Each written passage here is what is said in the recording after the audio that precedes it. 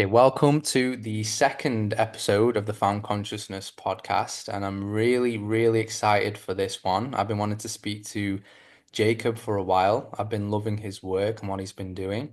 And today's going to be a deep one, and it's going to be a fun one. And today's guest is Jacob Diaz, and many of you might know him as the undercover virologist. And I've been following him for a while on social media.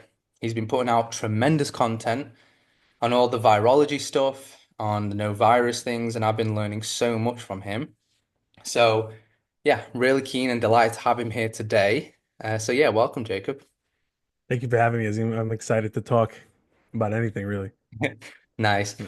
So, I think the first place to start, I would say, is yeah, kind of how did you get into all of this? What's your story? How did you get into your space within this community and sharing the knowledge that you do on virology and all the holistic naturopathic health stuff?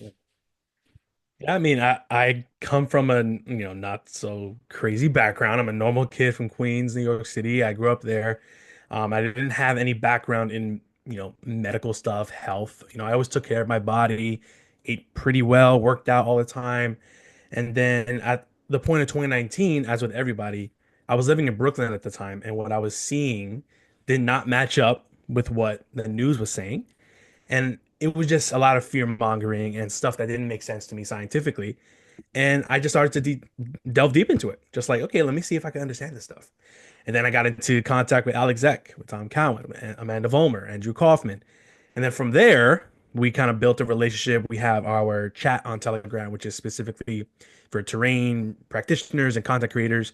And we've, been a family there for like 5 years and just talked and learned from each other, mentored each other. And from then on, I decided, I'm learning all this stuff about virology and germ theory. I've read thousands of germ theory studies, virology studies. I can help people learn about this for free, the way I did, in a way that is easier to understand. Instead of reading a study from 1875, I'll explain what they did. And that's what I did with undercover virologists. So undercover as in exposing it from the inside, but I'm not a virologist. It's just a joke. But a lot of people liked it. And I figured, to really cater that audience, not only to debunking germ theory and virology, but to explaining terrain and how natural medicine, natural health is really the answer to everything.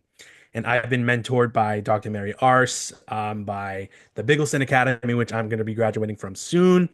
I just finished my naturopathic course, so the key now is to build something with people like you, with people like the Bigglesons, everybody. We can build something and just push forward to really move the way forward, kind of like what says all the time. So that's the goal, and that's my story. Again, not coming from any medical educated background. I did get education, but this stuff is really simple to understand when you really just get how the body works. Mhm. Yeah, that's amazing. And one of the things that I loved about your work and why I resonated with it so much, because it kind of aligns with a lot of my own principles and values that I think if there's something worth knowing, there has to be a way in which it's communicated to, simply, if Yeah.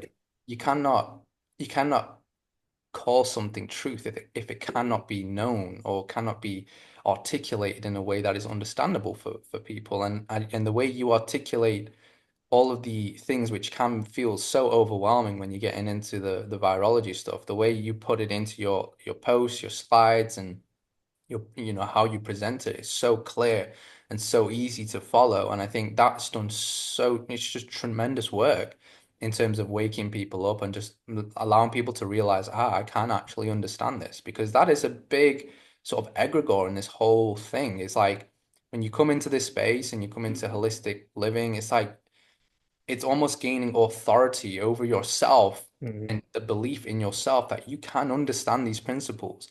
Like when you are coming from a paradigm where you're putting all your trust into the white lab coats, and you've disempowered yourself to such an extent where you've not even allowed yourself to understand that you can understand what they know even more.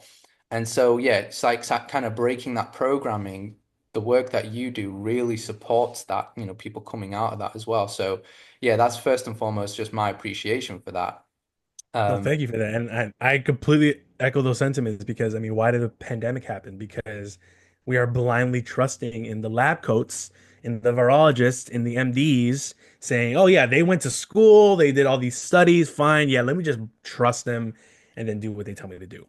And where has that gotten us, really? Think about it. I mean, the more we listen to dietary stuff from the CDC and the World Health Organization, the more we listen to pharmaceutical stuff, virology stuff, we get sicker and sicker and sicker. So that tells you right there, just an objective thinker, what they're saying is probably not the truth. Yeah. Yeah. Yeah. And I love how you've named yourself the undercover virologist as well. It's Yeah. kind of like it's like anyone can be this, you know? Anybody can do it. No, Yeah, so I've had virologists in my DMs like, "You're not a virologist." I'm like, "Yeah, but I know more than you, buddy." So, exactly. so what's up? Yeah, it's pretty funny.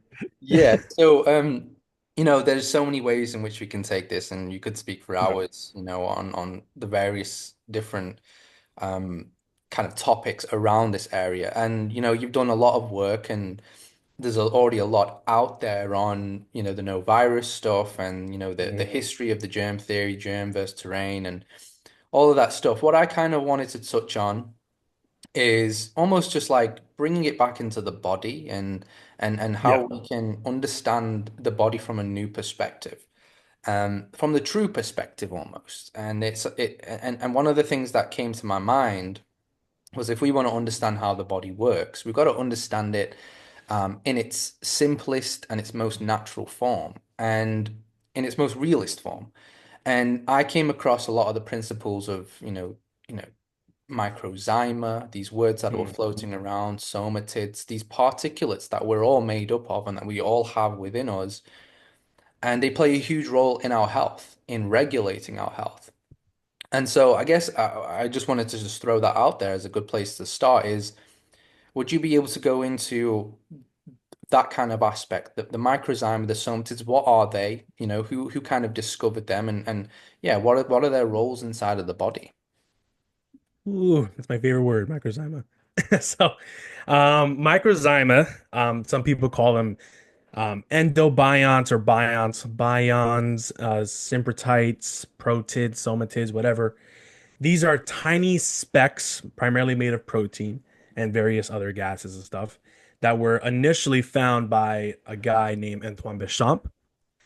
He was someone who is widely regarded as the father of terrain, not a theory, it's just how the body works, but he was one of the very first to really visualize and experiment on these tiny little particles that he saw were the actions or the prefaced fermentation and were the ones causing the fermentation. So it was widely believed that there were germs that were supposedly spreading around the air, causing disease. That's where germ theory really was predicated out of. Louis Pasteur, Robert Koch, all those people were like, "Oh yeah, germs are in the air. They're gonna, go to you and make you sick." Bishop was showing though that these microzymas are literally everywhere, not only in the air, in the soil, in the water, in minerals, in our skin, in our blood at all times, and he was able to get fermentative action without any air. So he was showing basically that fermentation, there is no need for air. So it shows that germs do not spread through the air and cause illness. Because back in the day, they viewed fermentation as a sort of illness, that bacteria eating food means bacteria cause disease, which goes into the whole point and declare that germ theory loves to do. So Béchamp was showing that these particles actually change their form, their size, their shape, their morphology based upon what they are digesting and where they live.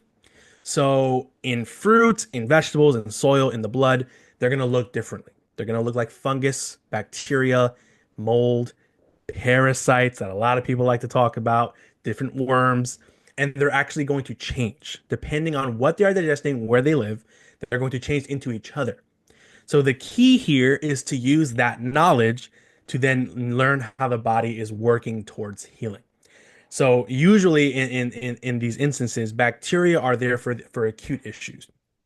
There's diseased tissue, there's a lot of metabolic waste. Yeah, bacteria are going to come in there. We're going to eat the dead and dying tissue. That's what Béchamp was showing. And not only Béchamp, I say Béchamp because he was the one that founded really this whole thing, but guys like Royal Raymond Rife, Gaston Naessens, von Brimmer, Enderlein. Claude Bernard, Lando, Mary Ars has worked through it, Altman, Estor, all these people. There, I have a list of like 30, 40 people throughout history that have really done experiments on these microzyma, showing you that change the pH, change the terrain, change the food, they will actively change from bacteria to fungus to yeast to mold and then back into it again. That's what we call pleomorphism. So when bacteria are eating dead and dying tissue, they're actually acting in a way to heal the body. That's the acute issue. But if you have a chronic issue, which is more deep into the tissues, you're going to get bacteria forming into fungus. The fungus is like a tank compared to an infantryman. They're stronger. They're able to handle more toxicity. So that's why they're there. But if you have really chronic issues to the point where now you're becoming, basically degenerated, and that's what we would label cancer or various other chronic illnesses, the fungus is actually basically slowly decaying you because at a point, you're just not worth living terms to the microzyma. So they're going to bring you back into the earth. So the key here is not to kill the fungus. Don't kill the bacteria. Listen to why it's there, and then you can reverse the terrain so that the pleomorphism reverses. Béchamp was showing this. What I mentioned before with the War of Raymond Rife, he would take these different samples, and depending on the frequency that he would add to the cancer samples or disease samples, these microzyma would change into different forms and they would heal. Basically, the tissues would be healed. And he would use frequency to do this. And obviously, the FBI came in, took his microscope, that whole jazz. And then a guy I mentioned, Gunther Enderlein, he developed isopathics, which is a really cool thing. A lot of people know penicillin. People kind of call penicillin initially an antibiotic, which is ridiculous to think about because penicillin actually comes from a fungus. Therefore, it cannot be antimicrobial because it's coming from a microbial. Just think about it. But the chemical companies and pharmaceutical companies, they synthesized it. They then added stuff to it and then labeled it penicillin. But initially, penicillin is a waste product from fungus that can actually stimulate microzyma reversing. So it actually heals the terrain by speeding up the microzyma's action and then reversing it from a fungus to a dormant state. So that's what these isopathics do, and that's what Enderlein created. So part of the practice that we're learning and applying is the use of isopathics, which are basically germs, different species of germs that help stimulate healing, which directly contradicts the idea that germs cause disease if you can treat a disease with germs. And it's just really interesting to see. And these microzyma, they can be seen directly in the blood. You do need to use a dark field microscope most of the time because it can see at various different magnifications. They look basically like tiny little white specks of light, and they're constantly moving. And those specks are what become different microbes. And when you look at the blood and you see a red blood cell, there's going to be maybe I would say 10 to 1 with microzyma to blood cells. So you can now say basically we have 10 to potentially 100 times the amount of microbes in our body than we do blood cells or human cells.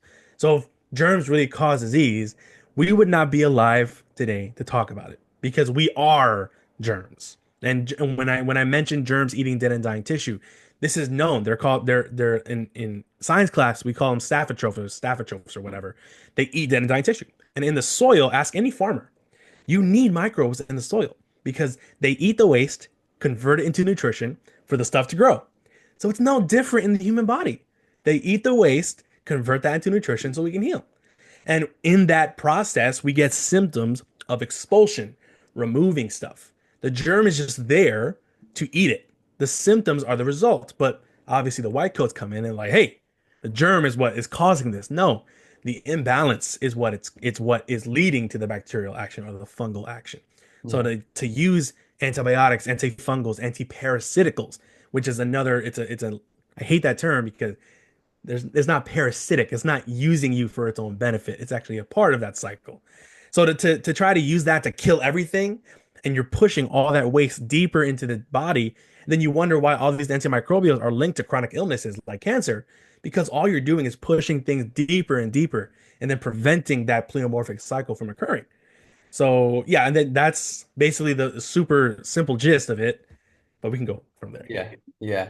One thing that comes to my mind is, and a question to you, I guess, is is there ever a time in which the specific conditions of the body or I don't know, it could be various factors of detox pathways being down, or I don't know, certain bacteria being in parts of the body in which they're not normally found, or various different reasons. Is there ever a time in which these microorganisms can be problematic? Not in the sense that they are actually breaking down the body or attacking us in some kind of way, but that have become problematic in the sense that something needs to manually be done, or something needs to be kind of Like incorporated, to intervene. Yeah.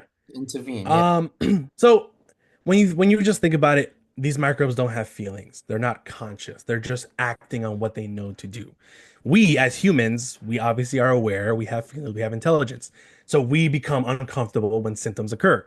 The bacteria don't view it as uncomfortable. They're just like, yeah, let's do our job.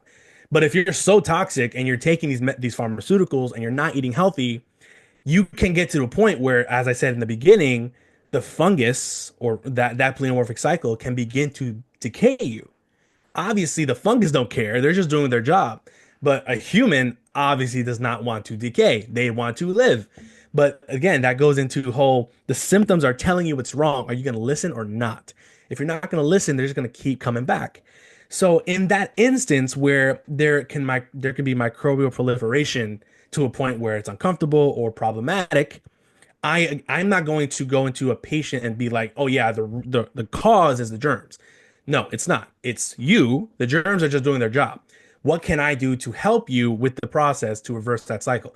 And that's what I would do isopathics. And that's I would never ever, and people ask me this, I would never use an antibiotic ever. And in no instance would I ever use it. Even in a life and death scenario, isopathics can be used better than antibiotics because antibiotics are just general toxins. They kill everything in your body. They weaken you. They ruin your pH, and then you may or may not get better, which is like 50% of the time they may or may not. So you're just playing Russian roulette, but 100% of the time you're gonna get side effects, quote unquote. So in those instances, I would try to open up the pathways. Castor oil packs are really good. Turpentine stoops are really good to open things up. Various herbs. We can talk about herbs forever, and you know about herbs. There's hundreds and hundreds of herbs you can use to open up pathways. Oregano oil is fantastic. But isopathics really, as I said before, they are just isolated pleomorphic cycles of microbes that will stimulate the native microbiology in your body. So if you have fungus issues, if you have a septic shock, which isn't caused by bacteria, mind you, there's many studies showing that sepsis can occur without microbes. If you have something like that, I would use an isopathic to change the native microbiology to stimulate healing at a better rate. And then use herbs, whether to use as analgesics, open things up, whatever. You just have to have a practitioner that knows what the hell they're doing instead of running to a hospital to then ask for a bunch of drugs that are going to push everything deeper. So there's definitely ways to intervene in a way that you're not killing the microbiology. And when people say herbs are antibiotic, antimicrobial, no, they are not. There are no herbs that are anti-germ because they come from germs. They have their own native microbiology and they come from the soil. And the reason why they have all those nutrients in it is because of the germs. So it doesn't make any sense for nature to be against nature because that's not how it works. So all these NDs and herbalists are like, oh yeah, take this to kill the germ. That's not what's happening. It's changing the terrain and getting things cleaned up so that you have a better job to push things out. So you again, that goes into you have to know what you're doing, and then you can definitely intervene in a way that's not harmful to the body. Absolutely, yeah. And it's kind of like what I've really, I guess, wanted or loved about this, I won't say movement, but this awakening of this kind of knowledge and understanding of, the bioterrain and everything like that is it's shifting the framework in which we Hmm. understand how the body operates, which if you can understand more truthfully how the body operates, it's going to lean you into a more almost naturopathic and a more gentle and subtle way in which you actually start influencing the body into healing. And this is so so necessary because it's that very framework in which we must deprogram if we want to have some form of good and truthful healing of the body. And part of, if you've worked with clients before, but I know clients that I've worked with, a lot of the times it's sitting with them and just working through these patterns and these programmings that have been instilled, and you can see it through the words and the way they behave and the way they identify with disease names and things like that. And it's almost sort of like subtly teaching them that this is a form of programming, and we have to deprogram ourselves so that we can make way for new ways and new understandings of how to heal the body and how to assist the body, because that's essentially what it is in with the because with the anti-parasitics and anti-fungals and anti-this and anti-that, I always had a problem with that because, again, it's this lower consciousness. It's this Hmm. body, it's this warfare of the body. We must go in, we must attack, we must destroy, we must tear apart something. And that's not in accordance with nature. That's not, how we're really wired to deal and interact with the body. And it's not necessarily how it works. So again, it's the framework. It's like, okay, Hmm.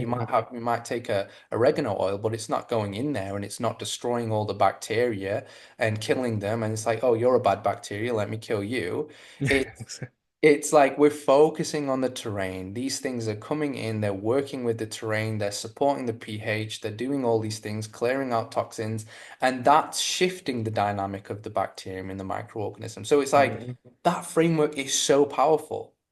Just knowing that and knowing where that focus lies can be ultimately the decision between taking something that could really destroy your health in the long term, or choosing a more subtle and a more gentle and a more effective approach to your healing. So yeah, I really love that sort of explanation, and you've explained it so well. So one of the things that came to my mind when you talked about parasites was I did a post recently, and it was talking about how you see that worms, worms in the soil, in soils that have been contaminated with heavy metals. You'll see tons of worms in there, and those worms will have metals in them. Like if you were to Yep. dissect them, and if you and someone would look at that and they wouldn't bat an eye, but then when you actually look at in terms of the terrain understanding of how nature works, how our body works, it's like these worms are doing the Earth, Mother Earth, a favor. They are they're the cleanup crew. They're taking these heavy metals out of this soil so that plants can grow and thrive, and there can be um a an ecosystem, a good Yeah. ecosystem. So why would that not be the same inside of our body? Why would those principles be different? And that's It's always, because we're weirdly taught that we're not part of nature. yeah, And that's part of the whole conditioning you said. It's the brainwashing of we are separate from nature. No, we're not. We are a different species. I don't know. I get into a debate with myself about whether or not we are actually animals or a form, but we are definitely part of nature. We are here for a reason. So all these natural principles on this in the soil and an animal and us are going to be exactly the same. Yet when you, again you said you go to the soil, they're gonna be like, oh yeah, the worms are there, the germs are there, yeah, they're eating stuff, yeah, it's pretty good for the soil. But you see in the human, oh no, take all these drugs. I'm like, what? Where was the divide there? What happened? And yeah, I mean, I love talking about especially parasites because that gets people emotional. People, I remember your post. I saw the comments. I was like, oh my God. But like, dude, like there's worms are everywhere. Like different types of worms as opposed to parasites, they're everywhere. Like there was I'm looking at these studies right now as a reference I put in my post, but there are so many studies showing produce, and produce has actually the most parasites. Funny enough, because people always like to talk about pork and stuff like that. It's actually found in the vegetables and fruit more often than not. And it's found, I believe, I think the study showed, I think 56% of lettuce had parasite like residue or species in them. And I'm like, okay, how many people do we know eat lettuce daily, eat salads daily, and are they dead? No, of course they're not dead. So the idea that anyone eating these foods and having worms in them are somehow gonna get sick and die, it's not founded in any sort of reality. And you mentioned it. These worms tend to have a high amount of heavy metals in them. And when we look at fish, why do fish always have these worms? Why do bears, when they eat the fish, have worms coming out of their butt? Because the fish contain heavy metals because we're dumping all the metals in our water. And the worms are going to pleomorph into their helminth species, and they're going to eat the heavy metals so that the body can survive. and they need to be excreted. And they actually convert the heavy metals into, again, nutrition. Same concept with mold. We can talk about mold, but mold actually converts different toxic building materials into less volatile compounds. So it's ingenious design to take something bad and make it something good for the terrain. And all these studies I'm looking at right now shows that people with MS, with cancer, with irritable bowel syndrome, with Crohn's disease, all these diseases, they actually use worms to help them in a therapeutic way and have been shown constantly to be anti-cancer. And I saw this reel, I think a couple months ago, of these doctors, that are cancer doctors. They were looking at tumors and they were looking at their microscope. They saw worms in the tumor, and people were like, "Oh my God, cancer is a parasite. Cancer is a parasite." I'm like, bro, no, the worms are eating the tumor because the tumor is basically just congealed garbage. So the parasite's gonna get in there and eat it so that the body doesn't have to deal with it anymore. But again, the lab coats come in, they point and declare, and they say, "See, cancer must be a parasite or cancer must be a fungus. Let's burn everything using chemotherapy or mustard gas or whatever." And then you get weaker and you die. And that gets into the whole thing about stopping the symptoms does not mean that you healed. It actually is usually the opposite. So just gotta listen to the body, listen to the nature because it's telling you exactly what's wrong. And It's intelligent. you know what's really sort of hilarious when you look at it, but it's not hilarious because there is so much fear being injected because of this false understanding or this broken understanding of the body that if you look at the symptomology of parasites, supposedly, if you've got a parasite, the symptoms are endless. They cause Everything. and Yeah. so everyone with any kind of health condition now, it's like, oh, it could be a parasite. And it's just it's ludicrous because I've had clients coming to me and it's like, yeah, I've got this and this and this, and I think it's a parasite. I think it's a parasite. I think it's a parasite. And I'm always having this parasite talk. I feel like it's so prevalent, at least right now. So yeah, it's really good that, we kind of demystify that. I know you've done a lot of work and but it's a hard one because that programming is really strong and really deep and people really get triggered when you talk about it because it's almost as if they've thought about everything else and they've latched onto the idea and this is really what's causing their health problem. And if I do this parasite cleanse, if I do this, then it's all going to go away. But as we know, it doesn't really work like that. So Doesn't. And it gives them a perfect blame game. Like, if it's a parasite making me sick, I am no longer responsible for my health. My issues are not because of me. It's not because of what I eat and what I do on a daily basis. It's because of this worm.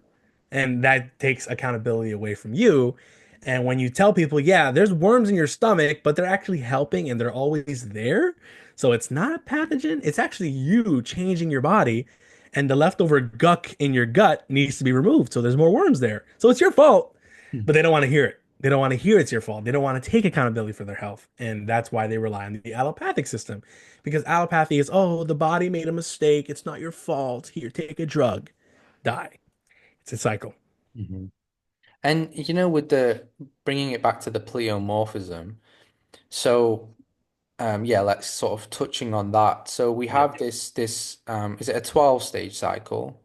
So there's actually endless amounts of cycles. The 12 cycles that we see usually on these graphs, that was made by Gaston Naessens, who actually saw more, but he published 12.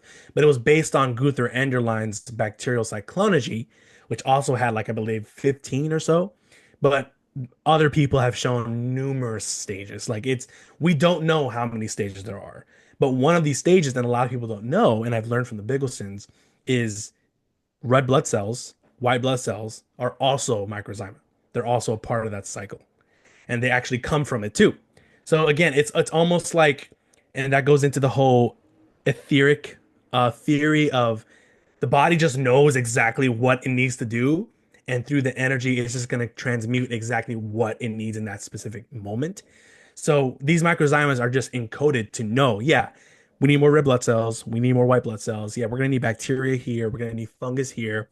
And there's endless amounts. I mean, when you look at the guy who studied malaria, I forgot the guy's name, but when you look at his actual illustrations of the supposed malaria parasite, it was the microzyma that was changing he had like 20 or 30 different stages of different worm thingies, different circular thingies. And we're like, yeah, that's he just saw pleomorphism. He was just thinking in the wrong, mindset. So there's so many stages. We just don't know how many there are. I would garner to say that there's well over 100, 200 plus stages. So it's like as if the body constructs an organism or with a specific function and with a specific purpose in mind, and it's almost self-created, Yeah, as if, self-created. Yeah. as if I've got some Lego blocks and I've just put Lego together Yeah. to create something to fit in this specific doorway or something, right? It's almost as if the body has that intelligence to conjure up that and assist itself in its own regulation, in its own healing. And it's doing this because there has been already a shift in the terrain from what? Vaccines, Yep. toxins, poisons, environmental pollutants, EMFs, all of these different things that are having an influence on our body. And our body has a system and a mechanism and an intuition and a deep gnosis of how to construct these things in order to keep us functioning and alive. Exactly. You're absolutely right. There's nothing to add. That's literally what I would say. Yeah. It's just amazing. Because It's amazing. yeah, it brings a whole, it kind of brings a whole almost like a self-love of the body, almost like an appreciation. And a lot of the times you're told through, the people with the white lab coats and just growing up in school that, your time is almost limited in your body and you don't know what could happen to it. It can self-destruct at any moment and it can work against you at any moment. And, it's almost like this hatred for our bodies when in Yeah, actual, I was sorry to cut you, but I just remembered something. I was watching football the other day, and there was obviously the American companies have a billion pharmaceutical commercials every single show. But when I was watching football, there was a commercial that started off with like a healthy guy. He was like running around, whatever, healthy. And then the voice in the back was, all of us try to be healthy, but sometimes our body betrays us. And it got all dark, and then they were all sick and all that. We only have one body. Let's do our best to whatever. But it was basically insinuating again, the body will just attack you randomly. Something will happen that you just get sick and die. And it's like, where is the culpability and responsibility with the person that is actually conscious for the health decisions on the body? The body does not attack itself. It doesn't just become sick. Sickness, disease is a process, just like everything is a process. You want the sickness, preferably, to be acute. You want to get the cough, the sniffles, maybe vomit or diarrhea, whatever, because you're getting things out, right? That's normal. You want the sweating, you want the lymph action. The second you stop that from happening, you're going to get chronic illness. And whether that's through a surgery that leads to scar tissue, or antibiotics, anti inflammatories, or deep emotional trauma, you will eventually manifest disease. But disease still isn't a bad thing. Disease is actually your body again trying to heal, the distance from being eased, right? That's what we all call it. So it's just the key on listening to it and learning how to reverse that process. And to hit on the pleomorphic aspect of it, in the Bigelson Academy, we're talking specifically about the homotoxicology chart, which was founded by Dr. H. Rekowig, who based his stuff off of other people. But essentially, it's different phases of disease. So there's an excretion phase, inflammatory phase, a deposition, impregnation, degeneration, and dedifferentiation. So ideally, you want to be excretion and inflammation because you're actively getting things out. And if there's maybe a more acute issue, you're going to get more bacterial action, you're going to get more violent symptoms, but everything is getting out. Well, you take those antiparasitics, antimicrobials, anti-inflammatories, now you're in the deposition impregnation phase, where now you have toxicity that usually needs to be removed, depositing into the tissues. Your pleomorphic cycle has to now change into a more virulent form, a stronger form, and now things are deeper and deeper in. And then you keep doing that, you don't listen, you develop degeneration or dedifferentiation, where now you're beginning to degenerate, you're beginning to rot. And that's when we see fungus or molding of the body, which we would call cancer. So things like in dedifferentiation in those cycles, you're going to see the carcinomas, the anemias, the AIDS, the cancers. In deposition, you'll see allergies, you'll see lymph node swelling. And then in excretion, that's when you see the acne or the sweating or the coughing. You want to be there. And the key is with this beautiful chart, you can reverse it. You can be in de-differentiation and go all the way to excretion. You're just going to get through all these symptoms to allow your body to get out. It's like, again, peeling the onion. Healing goes from in out. Disease goes from out in. It's a reverse. So it's just listening to the pleomorphism. That's all it is. And I remember watching something, I think it was on Alpha Vedic, and it was Barlander. And if I remember correctly, and I don't want to butcher anything, so let me know if I'm totally wrong.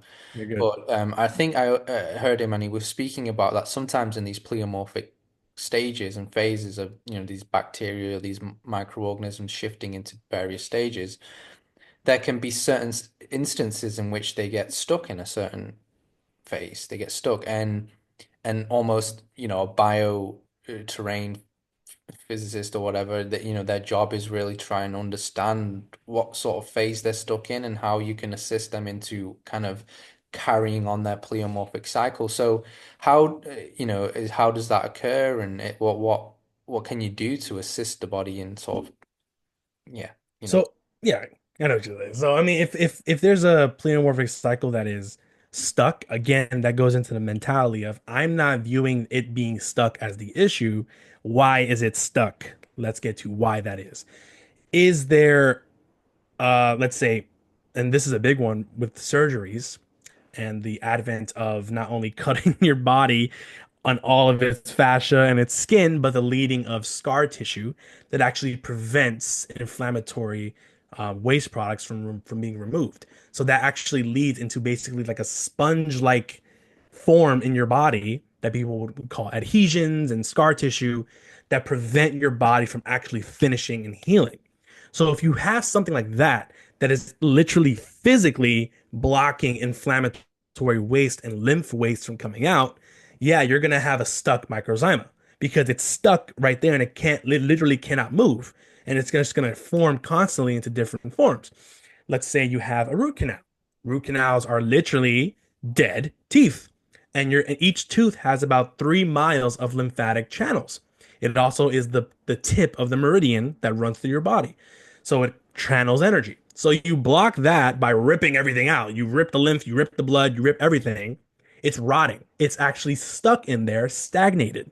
So now your lymph everywhere in your body starts to get affected because it's working overtime. Now the blood and inflammation is trying to get in there and it can't because it's stuck. It just can't be removed. There's nothing coming out. So now the native microbiology is like, yeah, I'm going to change and I'm stuck because I can't leave. We need to open things up. So that's when and that goes to your question. How do we open things up? Well, it's either a physical thing that is blocking it. So that's when we would remove the root canal tooth. We would try to manipulate the scar tissue with osteopathy or acupuncture, something like that, heat, something like that, massage, and then remove that physical block. If it's emotional, and emotions can block stuff, definitely, then we got to get through those emotions, whether that's through body work, whether that's through just talking and reliving that experience. There's so many different ways, meditation, whether it's nutrition, whether it's maybe the liver is just kind of wacky, it's fatty, it's slow. Then what are we going to do? Yeah, we're going to use a castor oil pack. We're going to use different herbs to open up the liver. If it's the lymphatic system, which is probably the most important system of the body, in my opinion, other than the blood, then we would use burdock root. We can use pokey. We can use so many different things just to rub on your skin and jump around, go in the sun to get the lymph flowing. So it just depends on if it's a physical thing, if it's just an organ thing, or if it's an emotional thing, or nutritionally. It could be just your body just doesn't have enough tools to really help and regenerate. So are we going to do a raw milk fast to get all that nutrition and help your body? Are we going to do just an elimination diet, whether it's meat, whether it's fruit, something like that? Kidneys, organs, liver, taking that. So many different things you can do. But the key again, it's the cycle is stuck, but it's usually because of something else. It's not just magically becoming stuck. yeah, it's like they're responding to a stimulus. Yeah. That's all that they're really doing. And if you can always keep that in the back of your mind, that like your bacteria are responding to something that's happening, and we're going to look at the something. So with all of this, and as you obviously know this really, really well, and me being trained as a detox practitioner, the emphasis on opening up drainage systems, because a lot of the time the reason why we have these health issues is because there is some form of stagnation. And the stagnation Yes. is the biggest word. It's something has become still, something is not flowing, whether it's energy, whether it's emotions, or, it could be toxemia, whatever it is, there is stagnation. And so a fully functioning channel, a fully functioning body will have a system or an eliminatory system that is able to eliminate the waste and eliminate the stagnation whenever we can get to that essentially. So yeah, like in your own words, like how important is that in this work of opening up this eliminatory system and the pathways? It's so important because I mean, when you think of health and from a detox practitioner and all that, it's nutrition, it's the physical body, it's the pathways, it's the emotion, and it's the structure as well. The structure is very important. And with detoxing, it's super important, and you would know this, to do it in a way that is not only getting rid of the bad stuff, but providing nutrition to the body so that it can build up. Because I know people that will detox and not build the body back up, and now they're just weaker than they were before. And you got to know when to do it. Like with a cancer patient, you don't want to do a violent detox, they will die. You got to rebuild the terrain and then do slight amounts of detoxing there. So it's really important to open things up. And I liken it to like a septic tank. People who have septic tanks, I mean, it's literally just a tank full of your poop, and it needs to get stuff out. So what if you have a filled up septic tank, and instead of dumping it, you put a lid on it, and then you duct tape the whole thing. You put staples, you put super glue, you just put a brick on it, and you never open it up. It's gonna explode, and there's gonna be poop everywhere in your house, in your pipes, and in the streets, everywhere. Do you want that to happen? No, but that's what we do with our health. You know, our septic tank needs to be removed, and the body has natural ways of doing this. The lymph, the kidneys deal with the blood, the liver deals with basically everything. The bacteria, the white blood cells, everything is working in symbiosis to get rid of this waste. The second you put that duct tape around the lid or a brick or whatever, things start to just build up. Or get that surgery that leads to scar tissue, or get those braces that remove the cerebral spinal fluid flow from the brain, and now you start to have stagnations in the mouth. There's so many different ways you can get stagnation that just stops everything. And now you wonder why you have kidney issues, and the doctor would say you have hepatitis. No, you don't have hepatitis. You have a liver issue or kidney breaking down or whatever, lymphedema. Why is your lymph literally just building up in your leg? Because you have poor circulation. So it's the key here. Stop trying to stop the symptoms and open these things up. When you look at these organs, the excretory organs are the way we always supposedly get sick, through our mouth, through our genital tract, through our skin. It's all excretory. And depending on who you ask, they're going to say, oh, yeah, you have herpes. Oh, yeah, you have eczema. Oh, yeah, you have this and that. No, it's all the same thing. The body is just doing what it needs to do. The body doesn't do diagnosis. It doesn't do different symptoms. It's just like, yeah, this stuff is here. Let me get it out. But we interpret these things as viral, as bacterial, as inflammatory, as a bad thing. It's not. It's not. It's the way the body's designed. If your liver is crapped up, your skin is the second liver. That's how it works. So you're gonna get rashes, you're gonna get dermatitis, eczema. It's the way the body's just designed. If you have a fat soluble nutrition deficiency, guess what? You're gonna all your connective tissue, especially your lips and your mouth and all that, is gonna start breaking up. Then you have pustules and you're like, oh, it's a virus. No, it's not herpes. It's you and your own nutrition. Or there's a lot of stagnation there and your body's just trying to get stuff out through the closest way possible. So now all the waste is coming out of your mouth, and then you kiss someone else with that waste and they may or may not develop a lesion, and you're like, oh my God, it's a virus. No, your body's just getting rid of metabolic waste. So again, it's just keeping those things open. And how do we do that? I mean, the diet is the main predicate. The nutrition is the main predicate. If you're giving your body the tools, it will never need to get sick. As someone who used to get sick all the time, I got all the vaccines ever. I had a bunch of chronic illnesses. I applied terrain principles. I changed my diet, and I literally never get sick. I'm around sick people all the time. I never get sick. I'm sure it's the same principle with you, Azim. People who take care of the bodies do not get sick. Why? The body is constantly filtering out the way it needs to. And guess what? If I do get sick, If it gets super, super cold, the humidity drops, my respiratory tract is kind of stagnant. Guess what?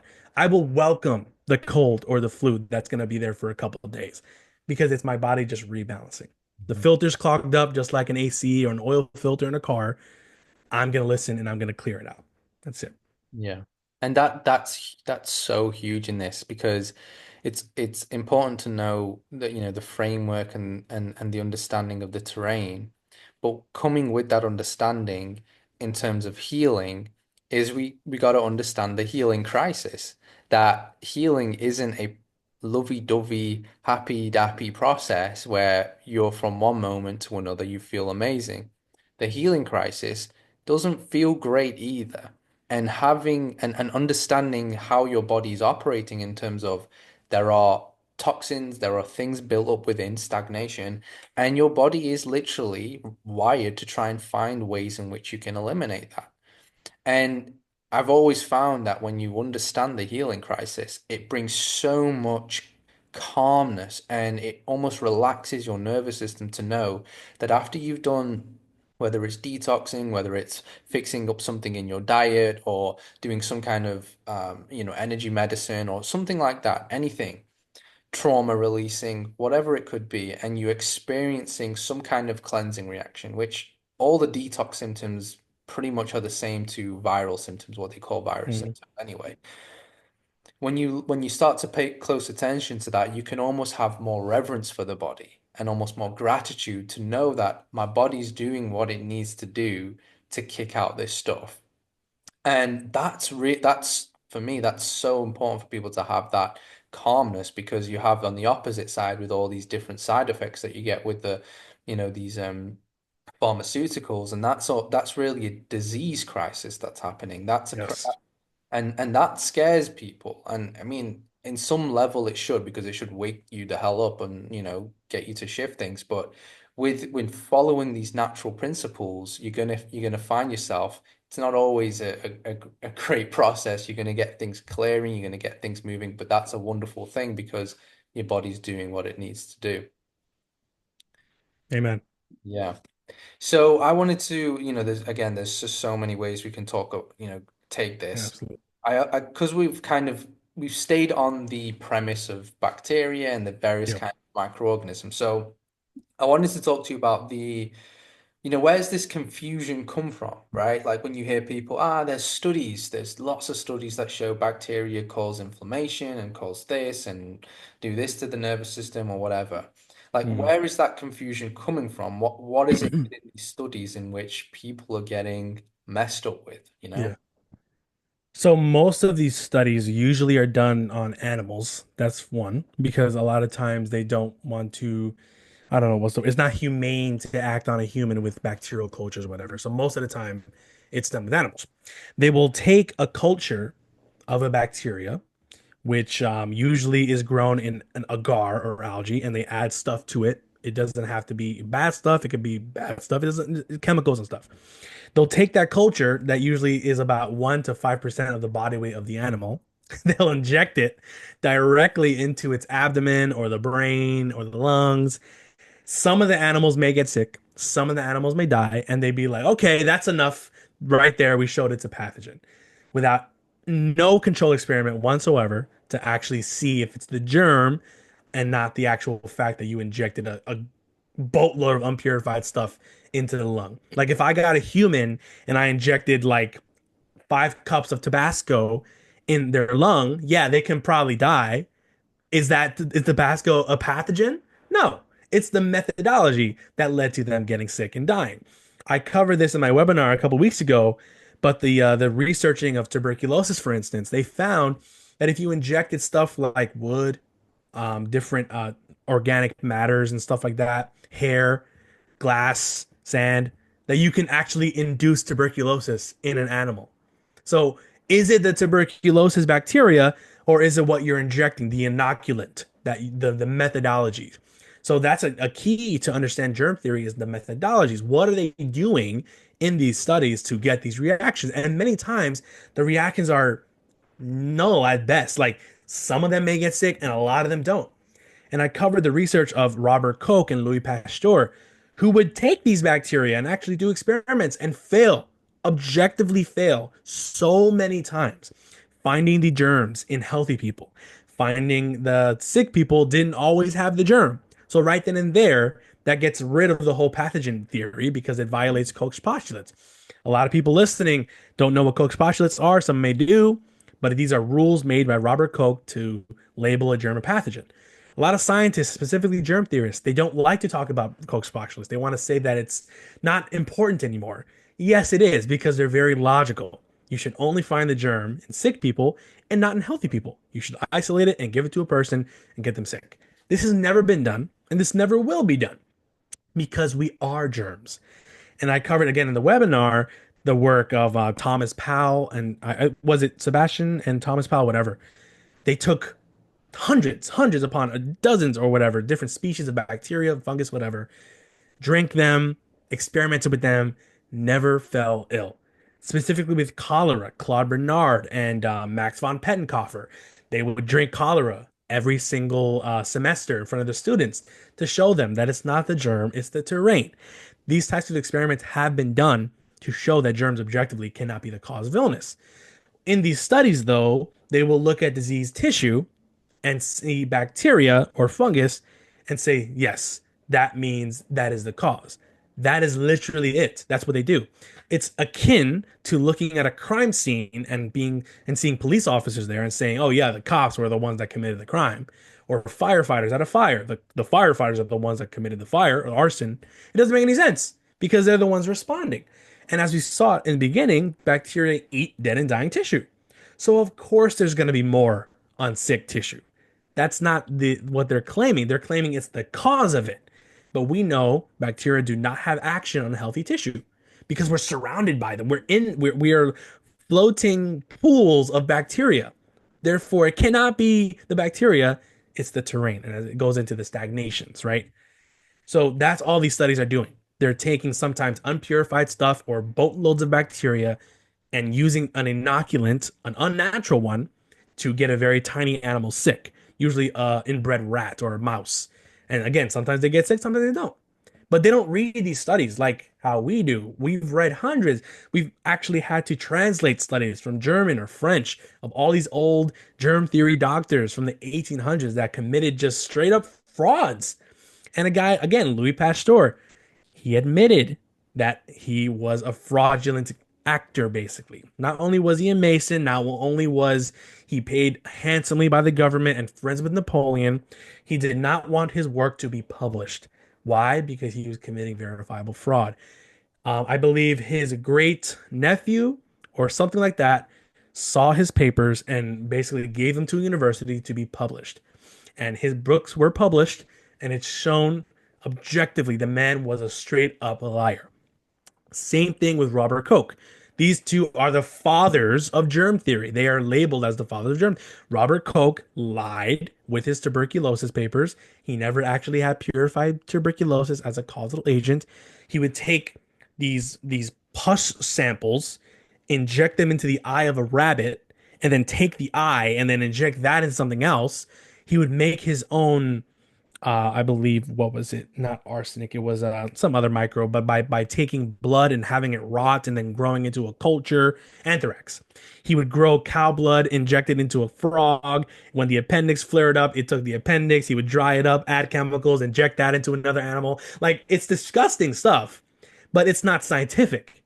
And he Robert Koch also made something called tuberculin, which was supposedly a tuberculosis medicine, and it killed thousands of people. And he didn't actually publish what he did in the experiments, nor the ingredients of the medicine. He actually had to flee his country and was only welcomed back by von Bismarck because his task was to basically make up a story that the British were bringing back germs from India that would allow the Germans to shoot at British ships. So it was all political. All of it is political. So these two men, again, liars, straight up liars, lied in their studies, lied and killed thousands of people, are labeled as the fathers of germ theory. And nowadays in allopathic medicine, they do very similar methodologies.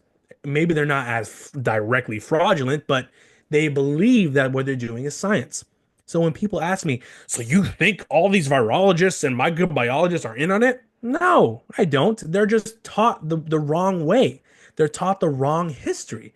Do I believe the higher ups are in on it? Yes, for sure, without a shadow of a doubt. But most of them are just normal people, honest people that think what they're doing is science. It's not science because just read the studies.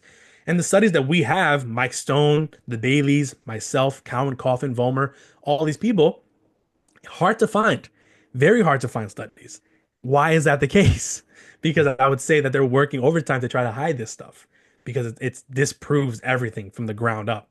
Once you see the foundation of germ theory, you just can't unsee it. Yeah, and that's all of this fraudulent activity. What seems like also a battle of ego. I mean, a lot of it was Oh kind of yeah. my way and my understanding is the truth, but it has very easily and quickly turned into not only political, but it's almost it's been monopolized in ridiculous ways.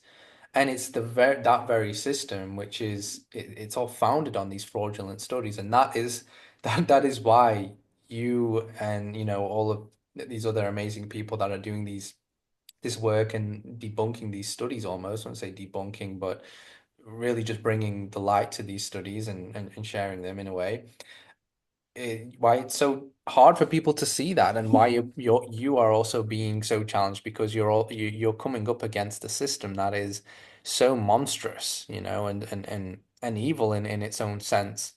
Yep. Um, but it just goes to show how important it is. And, like just us doing this podcast right now and just in whatever way we can just to help people understand this at a deeper level. And so with the going back to the studies that you've said on Yep. bacteria, this is also true with, we're talking about germs here, so that comes under any kind of pathogens, Mm. quote unquote, that people know, viruses, bacteria, mold, like it's the same principles across the whole board, right? Exact same principles. And I know people, they're like, you had the undercover virologist on, you didn't talk about viruses. Mhm. So just to talk about viruses real quick, viruses are said to be submicroscopic pathogenic replication competent particles. That's what they're said to be. Have they ever been shown to exist in nature? Never. You can never see them in the sample of a sick host. Ask any virologist, they will agree. When you look at particles in the body, there's a lot of different particles. There's plasmid-coated vesicles, there's exosomes, there's microvesicular bodies, there's microzyma, all these different particles that look indistinguishable from viruses. But again, depending on who you ask, they'll say it's COVID-19. They'll say it's just a piece of the endoplasmic reticulum. They'll say it's a liver particle. They'll say it's a plasmid-coated vesicle. It just so we're labeling these tiny particles that are shown to do basically nothing in the body. We don't know what they're doing, and they make claims. And how do they see these particles? You're asking. Well, they take a cell culture, they put a sample on it, and usually the cell culture is inbred, like a monkey kidney cell or a cancer cell or a human embryonic fetal tissue, something like that. Yes, fetal tissue because they use that. And they grow stuff on it, usually with a sick sample, which is unpurified. So they're assuming there's a virus in there, which is a big point right there. There's no independent variable. You're not seeing a virus in the sick sample, you're just assuming it's in there. And then you add like 15, 20 different chemicals in it, antibiotics, antimicrobials of different types, formaldehyde, trypsin, eosin, whatever. You add the growth stimulant, you take it away, so now it's starving, it's super stressed. You wait a couple hours, maybe a couple days. Lo and behold, the cell breaks down. And then you see some particles, and you're like, oh my God, that's a virus. Wait, when did you actually show the virus is actually in there in the beginning? Nor did you ever show that the cytopathic effect or the breakdown was due to these tiny particles. You never showed this. Then they put it into an electron microscopy machine by staining it a bunch of times, by spinning it out and heating it, cooling it, all this garbage, adding more chemicals. And then they have a tiny little slide that isn't even three, it's like 2D. The actual slice is so stupidly thin and it's like paper thin, not even. They take a picture of it and they're like, see, that virus right there is what led to a huge human getting sick. Just think about it. That tiny little thing that is like 100 times smaller than a bacteria somehow got you sick? How is that possible? And we can't even find it in the fluids? And this all came about from the work of tobacco mosaic virus, which was basically taking sick tobacco plants that either had not enough sunlight or not enough water or too much of both. They would get sick. They took the sample and they, at that point, viewed viruses as a noxious fluid, basically a poisonous substance. So it wasn't an actual particle back in the day. They would take this substance and they would like inject it into the stems, they would scratch it onto the leaf, they would spray it, and get super inconsistent results. So yet people today will say viruses are real because of tobacco mosaic virus. Well, it didn't show to be contagious, one. Two, viruses are not fluids. They're supposed to be particles. And that goes into the whole rabies theory with Louis Pasteur's stuff. He believed that rabies was caused by a microbe, a virus, because he couldn't see it. Yet he couldn't find it. So he assumed that it was a virus, i.e., a noxious substance, because in Latin, virus means poison. So virology went through all of these different phases of being a poisonous fluid all the way into a particle. And now in 2024, it's more sequencing. It's more this virus sequence, this genetic sequence leads to disease. Okay, so what does the PCR do? It just amplifies your own genetic material. Yet with COVID, we find that the material that it was amplifying was actually found in human people and actually was found in bacteria and fungus. So you're amplifying your own stuff. So virology was never an actual science. It never really was. There were guys, and I went through my webinar that tried to make it a legit science. Thomas Rivers, one of the ones who updated Koch's postulates to fit virology. He committed fraud with his own postulates. He was working for the Rockefellers, which is a key right there. That's another big family. He headed the virology laboratory in the Rockefeller Institute. And it's just verifiable fraud. It's not even germ theory fraud. It's worse because they're not even seeing a microbe. They're just taking fluid and doing stuff to it, and then may or may not see a particle and be like, "Yep, I did my job. That's a virus." And then they'll take the runoff of that culture. They'll add mercury, or they'll add aluminum, or they'll add all these different chemicals, and then make it a vaccine. And then you inject that into your blood, and you say, "Yeah, that's for health." It's not even close. And that's why the project by Jamie Andrews and that whole team is really important, and Stefan Blanco as well, because they are falsifying the whole cytopathic effect cell culture methodology. Because we can get CPE without a virus sample, which shows you that it's not a Hmm. virus. Yeah. Um, so what comes to me is how is it now that when we're running these experiments or these so-called virologists are running these experiments, how can they not see that it is what they're inducing to these cell cultures, what they're putting in them, how they're starving them, how they're poisoning them, which is bringing about these results. Is it some vested interest not to see it, or is it ignorance? Like, what is it, and why are they? How are they challenging this? What seems to me, and I know so many listeners and so many people, it's just so obvious of what is happening here. So it's like a combination of the three you mentioned. Like I think there are nefarious agendas by the higher ups to really perpetuate this whole thing. I think there is a principle of they're just taught that way, so they don't even question it. And then the third one is legit stupidity. Like I think it's a combination of three. I think there was one of the quotes from a virologist in the beginning of virology. He was basically, this is Charles E. Simmons. He basically said that viruses were postulated on theoretical grounds. So you're actually postulating a theory of disease based on an imagination. And a guy named Andre Luoff, or I think I'm saying his name right, he was the one that tried to convince people that bacteriophages, which are part of the pleomorphic cycle, are somehow viruses. Therefore, viruses are real. Yet he is quoted saying, "Listen, this is literally his words. Viruses should be considered as viruses because viruses are viruses." And I'm like, this, are you serious right now, dude? And when I was looking at his research, I was like, oh my God, this is straight up stupidity. He's just contradicting himself every single sentence. So it's a combination. And I made a post 6 months ago or so about, I think it was like 30 something control experiments that have been done throughout the history of virology that have shown that the methods are what cause the breakdown, or that the testing, like HIV testing, for instance, there are 70 conditions that net you a positive HIV result. They don't tell you that when you take the HIV antibody test, but that's the truth. So stuff like that, they did those things 30 something plus over the course of the last 60, 70 plus years of virology. Are those studies widely regarded? No. Do people have access to them? Not really. Do people read them? No. So it's a combination of the stupidity to not actually see what you're doing, the cognitive dissonance of this is how I was taught, I'm not going to question it, and then the nefarious agendas of stopping this information from getting released to the public. And again, that goes into the very beginning principle of we're not taught how to read these studies, so you're just saying, okay, it must be true because I don't understand it. They're using a lot of words, a lot of weird ingredients. I'm not going to read it. I'm not smart enough. You are smart enough. This stuff is not hard to understand once you get past that. So when you read these studies, again, it's easy to see it's the methodologies. And I would say there have been people throughout history, namely a lot of medical doctors, NDs, osteopaths, chiropractors, that have exposed the idea of germ theory as a whole. But again, we're taught now that, and you go on Wikipedia, germ theory denialism is on the rise, and it's proffered up to be like some sort of tiny movement. But when you go throughout history, there were hundreds upon thousands of qualified people that were anti-germ theory. So this has always been around. Same thing with virology. They've always talked about, yeah, virology, that's garbage. This is not a thing.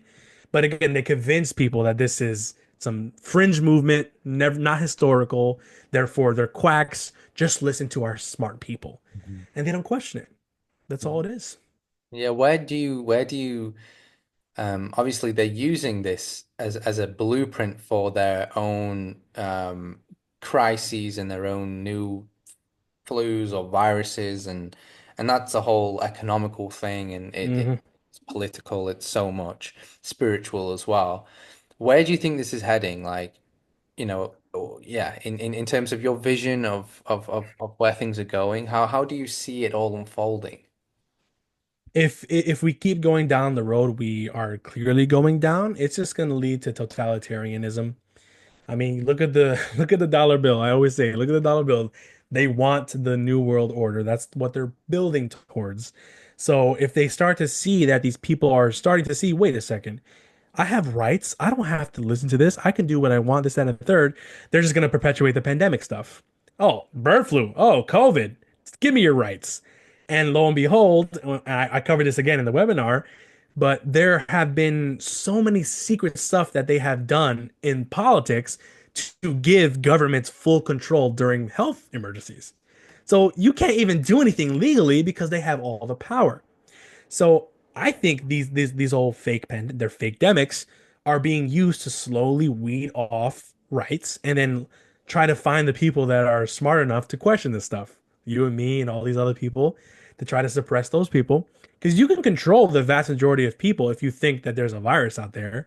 They will give you your rights to stay safe, whatever. We saw it with COVID. We're literally seeing it again with bird flu. It is the beginning stages of it. There is no bird flu. What they have are a bunch of sick animals being treated badly, horribly in these conditions. Some of them get sick, and then to protect people, they will kill millions of birds or cows or whatever. And then they'll say, oh, yeah, bird flu took out 65 million chickens. No, it didn't. You killed 65 million chickens under the auspices that it was a bird flu. They want to make people think that raw milk, which everyone drinks and everyone's safe, somehow is leading to bird flu. It's ridiculous. But this is what they do. They want to control the food. They want to control your rights. They want to make you fearful. And I think it's just heading into that whole totalitarianism and mandatory shots like we saw with COVID and these. Whether you believe in the microchip stuff, I don't know. I see a pretty dark path where we're leading if we don't stop it. The chemtrails are a whole part of it. I mean, I'm looking out my window right now. One, two, three, four, five, six, seven. I see 11 chemtrails outside. And it's like, that's part of it. That's whole part of the system. Control the weather, control the food supply, leave you in fear, make you sick. And then you go to us for your medicine, quote unquote. Mhm. So if we don't stop it, and it's just going to keep going down to this hole. And that's why germ theory is so important. Germ theory is false. Virology is false. A lot of people say, but what's the deal? Like, why can't it be both? Why is it that one can be true, one can't be? It's not that big of a deal. Yes, it is. Because if you believe in germ theory, you will trust everything they say. If you believe in virology, you will believe everything they say. If you get into the studies, you read the information, it's all fake. All of it. Literally. And I'm not just saying that. Look at my work, look at his Azim's work, look at everybody's work. It's all fake. All of it is trash science at best. They don't have anything to stand on. So there's nothing to fear. But you keep blindly believing CNN and all these people, you're gonna end up with chronic disease and no rights. I mean, that's what I see. That's the first step. It's coming out of the old paradigm, coming out of that world and stepping into the new way of the new perspective and the new holistic way of seeing the world and your relationship to the world. And I think like for myself, I think yeah, I think if we carry on going down this road, like I myself, I'm like tired of always I've been on social media for Mm, God knows how long and posting out information. Like I'm tired. Another flipping, virus hits and it's kind of like we're repeating. We feel like we're just parroting, like we're just repeating stuff we've been saying for a long time. And I know you yep.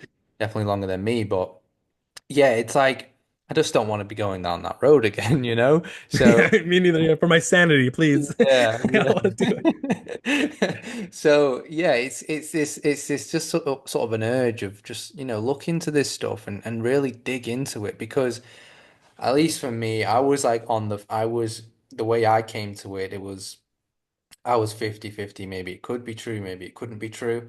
But when I took that leap of really understanding it, a whole new world, a whole new level of understanding of my own self, my own soul in this earth, it shifted. It was all new, and that was one of the most amazing things that helped me. It liberated me It's from so liberating, right? I was just gonna say it's liberating. You just feel, oh yeah, I'm in charge. I got this. Yeah. Yeah, it's this no fear. It's like all the fear just suddenly drops off your shoulders. You're like, no, my body's not attacking itself. My body's doing exactly what the hell it needs to do. Even if I don't feel great right now, it's doing whatever it needs to do. And my job and Mm. my position is how can I best assist my body in doing whatever it needs to do. And it's this loving compassion that I think is what's needed. And I don't think everybody even needs to wake up to this stuff. I think only a select amount, almost like that hundredth monkey effect type of thing. It's like Yeah.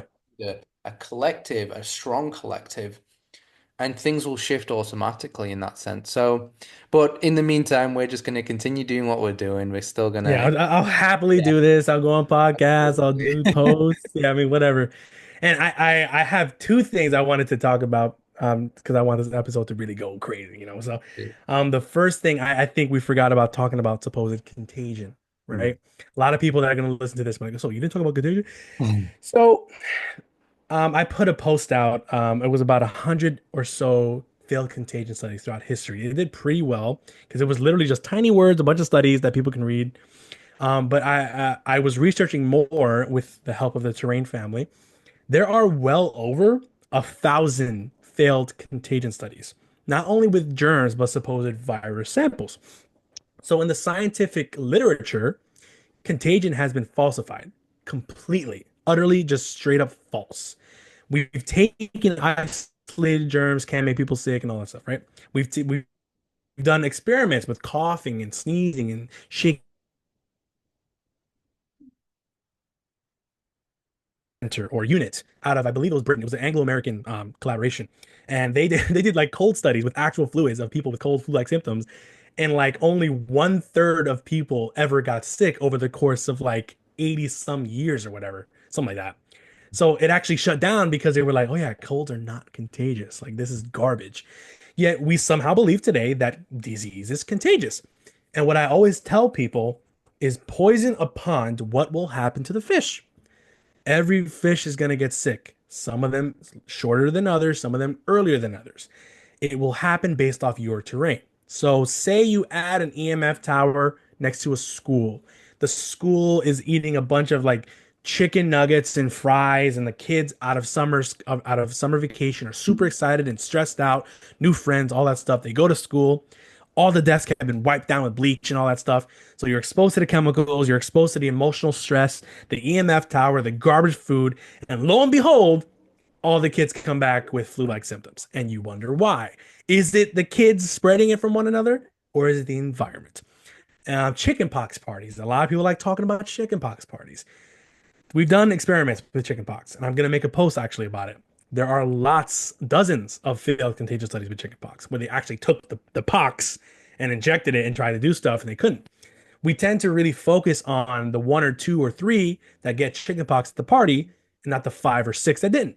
Same thing applies when people are coughing near us. Like we tend to only focus on the couple of people coughing and not the fact that dozens of people are around them and are not sick. So it's validation. It's a bias, and it's the nocebo placebo effect there.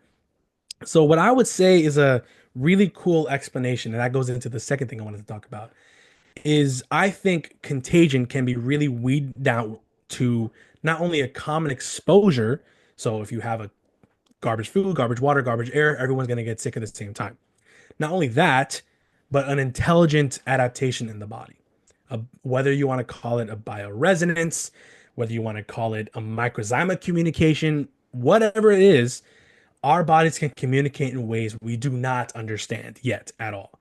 Whether it's like women that sync menstrual cycles together when they become friends, or when Azim may scratch his back or yawn, and I'm nowhere near him, but I will do the same thing, and I don't know why. Like there's so many things we communicate as humans that we just don't understand yet. We can feel each other's emotions. We know this. This is everyone that's alive knows this. Our heart has an electromagnetic field that runs about 6 feet. So, what is it that we can communicate? Can our bodies be like, hey, you're toxic. I'm exposed to the same stuff. Maybe I got to do the same thing. Maybe it's time for me to do the same thing. Is that a possibility? For sure. Luc Montagnier did a really cool experiment using showing bioresonance to be a thing.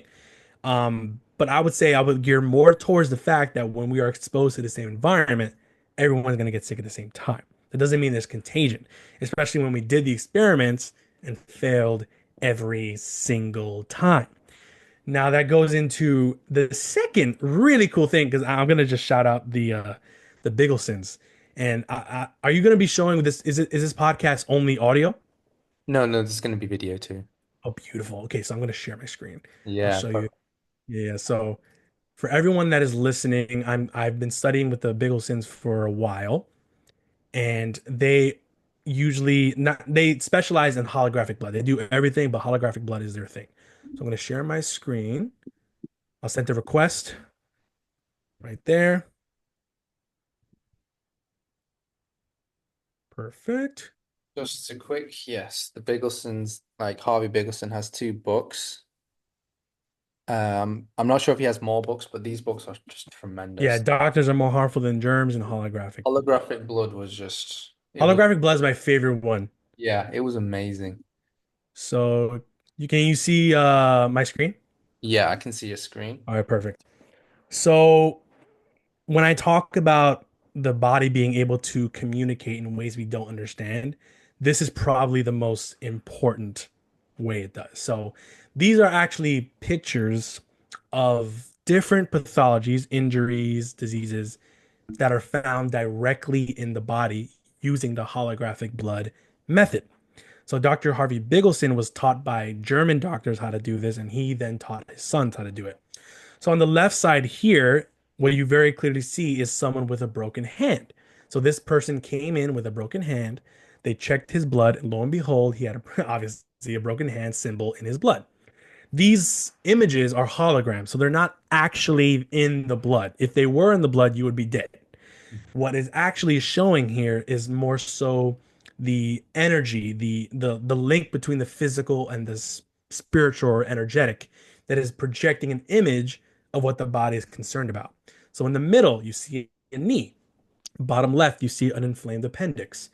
On the top right, you see a head with a spinal cord and a big red spot behind the head and the neck. This person actually was hemorrhaging, but the body actually showed the hemorrhage prior to her symptoms occurring. She didn't know she had a hemorrhage. She went to the doctor, lo and behold, it confirmed the hemorrhage. On the bottom, you see the large intestine, the colon, which is inflamed. You see more of the spine here. You see a lung, a hip bone, a thyroid, a knee. The big blue one here is the skull. There was a obviously a traumatic injury to the left side of the skull that the body was concerned about. Over here, you see a kidney on the far left. You see the femur, you see the feet, you see a tailbone on the bottom left here. Top right, you see the liver with the umbilical ligament. I really like talking about the liver because the liver is the base of operation for detoxification. But you see that umbilical cord there, that is showing really a structural issue that likely occurred from birth. Because the Bigelson have taught that when doctors will slightly pull on the cord or cut it too early, it actually pulls. And when you think of the belly button, it's actually a scar. It's a knot. So if you cut it way too short or way too early on the baby, the cord actually pulls, the umbilical ligament pulls on the liver. So now liver issues can actually be linked to the very first day of your life. So now you wonder why you have issues with detoxification or anger issues because liver is linked to anger. It could all be linked back to a structural issue with the umbilical ligament. How do you help that? Not only do you open up the liver, but you also can do belly button manipulation, umbilical stuff, breathing to really open that things up. My favorite picture is the bottom right here, which is, I mean, everyone knows this. This is a penis, but this man got a vasectomy. He was having issues in his body after a vasectomy, didn't know why, didn't point it to being caused by the vasectomy, but lo and behold, the blood shows the penis and actually all of this here. So it's concerned on the vasectomy on the body. The body is literally telling you exactly what is wrong. And there's more pictures here. The nervous system, the teeth, which are a huge thing because, again, we talked about the lymphatic channels and the energy of the teeth. If you get root canals, if you get braces, if you get implants, all of that is affecting your energy. So you see literally here the teeth, you see the periodontal ligament there, the duodenum, which is part of the intestinal tract, the gut. You see the teeth here with the implant. The blood actually caught the metallic implant with the tooth. You see the spinal cord on the top of the tooth here. You see the frame of the eye sockets and the nose. So this is Beta Austin's work. We're going to talk about that one. But the Bigglesons, what they are doing is teaching people basically the knowledge and the power the blood has on messaging you, the person, what is wrong with me? How can I get better? And how we know this is real is say I see the tooth here. Say we go to a biological dentist and a cranial osteopath. They remove a root canal or whatnot. They manipulate the jaw and the skull, and then the hologram will disappear the next time they come, and they're better. So the images are only of concern. They will go away once the issue is resolved. And this is the beauty of the holographic blood, which is based on the principles really that Veda Asana showed with the images of the water and how water can actually harness the intention, energy, and physical image of whatever she puts. So if she puts love or a picture of a cow or whatever, it will then dictate the image of that specific word. Like my favorite one here is ego, which showed a head. You can see the nose here, and the head is so big because with ego, you think you're better than you are. And free energy right here, you see pyramids. Conception, you see a sperm within an egg. With grief, you see a body with a bunch of holes in it. And I'm not even talking about the animals with all these different dogs and cats and seals, it being able to catch all of those images. With, I believe she put marriage in Japanese, and it came out, or sorry, I think she put the Japanese word for snowflake, and it created a snowflake. And then she put like marriage or love, and then the water would freeze into a ring. So all this goes to show that our body is proven to communicate in ways we don't fully understand yet.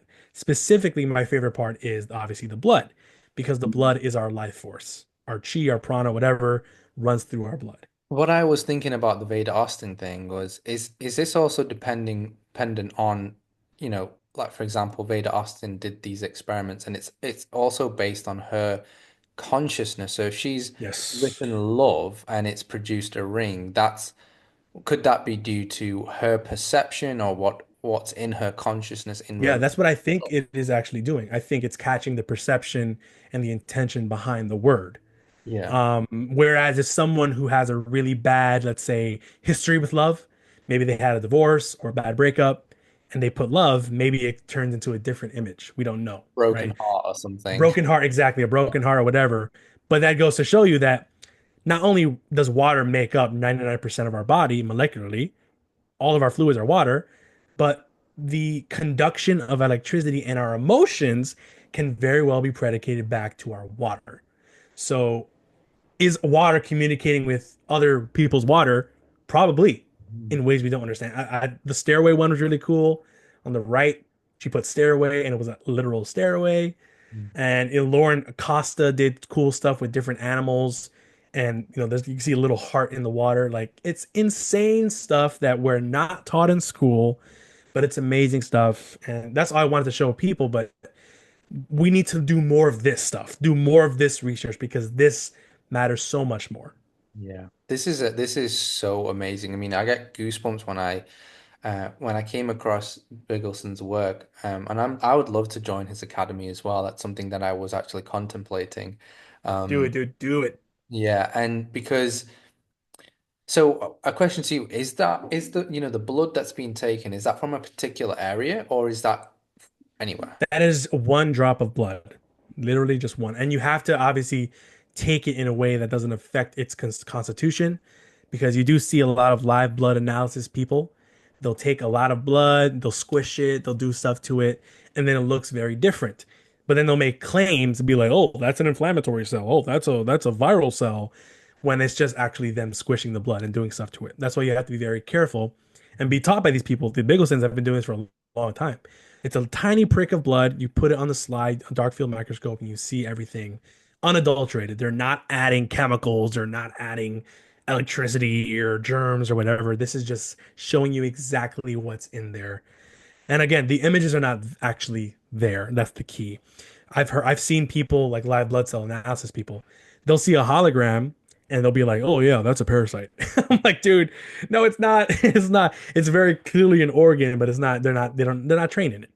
So Is yes, the way they do it is just one drop of blood. is that hologram, is that akin to, is it some kind of holographic crystal?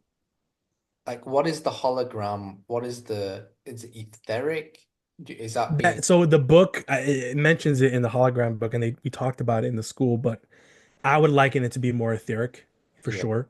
Yeah, it's the ether, or the between the physical and the emotional, the between the unseen and the seen. Like it's just spiritual, really. yeah. But it's not spiritual in the sense that you can't see it because it's obviously there.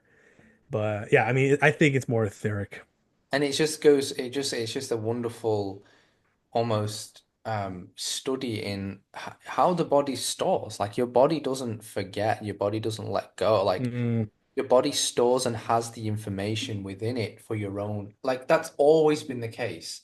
Whether it's spiritual healing or, reaching spiritual heights or physical or emotional, we're always constantly looking outwards for these things. And it's a lot of bypassing with that stuff. And it's always this notion of like, bring it back to the self. And all the answers, like the kingdom of heaven is within, like everything is within you that you need to understand about yourself. And I just find it so amazing. Yeah, so thank you. Just, for anyone that was listening, just if it was, you're listening through audio, definitely come and check out the pictures that yeah, you shared. please. And the really cool thing too is that that method also shows emotional traumas.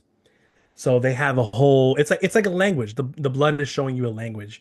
And there are specific cells, actually physical cells. These are not holograms, that are likened to be worry cells. So the body's worried about something, or platelets that are really big are acute issues. Really small platelets are chronic issues, and that's why I believe it is. Go check me. There are instances where it actually has different colors on the slide that show different emotions. So there's also like there was a one that hit me hard was one sample of a woman that was raped had, I think it was like a phallic symbol within the blood cell. So it was showing you that the emotion of that action had not been processed. So all of that inflammation and disease and trauma led obviously to their pathology. But the blood was telling you that, yeah, I'm not over this. we need to get over it. And that goes into not only does do physical stuff lead to disease, but emotional traumas. And the blood is the avenue where our emotions, our physical body flow through. So obviously it's going to be affected by that. So if someone if listening has those emotional traumas, go get your blood looked at and go get through those traumas, whether it's through a different outlook on life through meditation or osteopathic manipulation has been something that I've looked into more, looking at the structure, manipulating it so that the body can get through its traumatic tightness, acupuncture work, flowing those meridians to really help things go.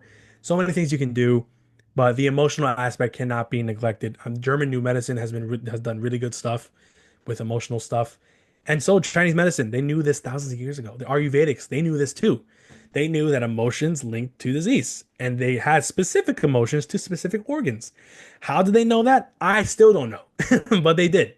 So we can't neglect that. Yeah. Amazing, amazing. I think that's a great sort of segue to the end of this.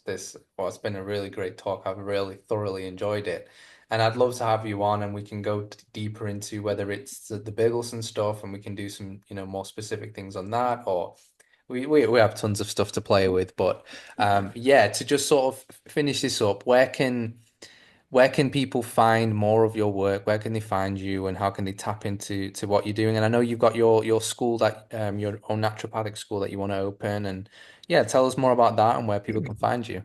Yeah, so all of my work can be found Undercover Virologist on Instagram. That's where I'm always at. I have a Telegram where I post all my stuff just in case it gets deleted of the same name, Undercover Virologist. And I just received my naturopathic certification to legally practice. And obviously, I'm learning from the Bigglesons, which I'm going to be using a lot of their stuff as well, build connections and stuff. So, my website for naturopathic work as a practitioner is terrainuv.com. So, regular spelling, all lowercase, terrainuv.com. And from there, you can book obviously a consultation or whatever, and we can get your terrain working. So, this is how we build the new paradigm from scratch. So that's what I want to do, help people heal. So that's the plan. Doing what you do, basically. See. Amazing stuff. Yeah, and then I assume eventually you're going to be getting, will you be tapping into the Biggleson stuff, doing some live blood Oh analysis? yeah. So that I will be training with them directly.